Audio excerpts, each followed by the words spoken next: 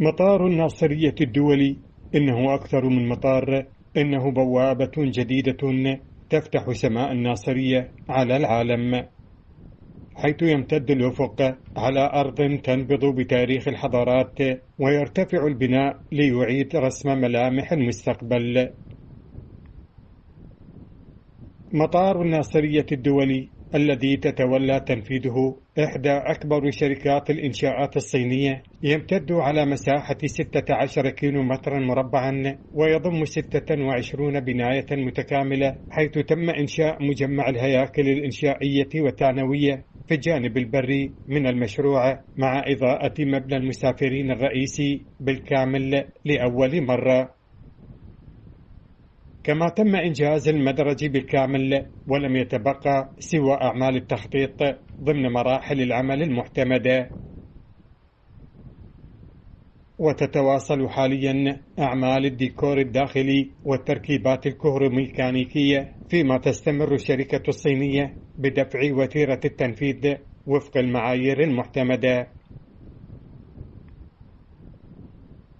ملامح الإنجاز بدأت واضحة، فصالة المسافرين الكبرى التي تتجاوز مساحتها 20,000 متر مربع شيدت بطابقين للمغادرة والوصول، لتستوعب في مرحلتها الأولى 750,000 مسافر سنويا، على أن ترتفع طاقتها إلى 2,500,000 مسافر خلال المرحلة الثانية بعد 10 سنوات. ويمتد المدرج بطول 3,400 متر وبقوة تحمل عالية، ليفتح أبوابه أمام مختلف أنواع الطائرات، مدعوما بممر جانبي التاكسي واي بنفس الطول، و3 بوابات حديثة وساحة وقوف تتسع لأكثر من 8 طائرات في آن واحد. ولم تقتصر الأعمال على البنى التشغيلية فحسب، بل شملت مبنى كبار شخصيات بمساحة 2,000 متر مربع، وبرج مراقبة بارتفاع 42 مترا، مجهزا بأحدث أنظمة الملاحة والاتصال المعتمدة دوليا، إضافة إلى مجمعات سكنية خاصة بموظفي الملاحة الجوية.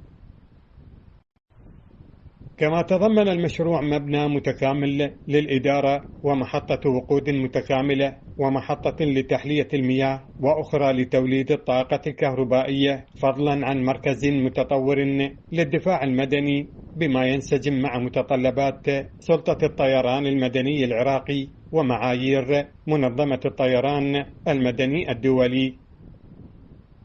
جميع هذه المنشآت والبنى التحتية اكتملت صورتها النهائية، وبدأت مرحلة تجهيز ونصب المواد الاستيرادية المشغلة للمطار في جميع المجالات، استعدادا لدخوله حيز التشغيل. اليوم ومع اقتراب المشروع من مراحله النهائية، يتجسد التعاون والشراكة والهمة والإصرار في صورة إنجاز هندسي يواكب المعايير العالمية، ويعكس أهمية محافظة دقار ومكانتها الاقتصادية والسياحية.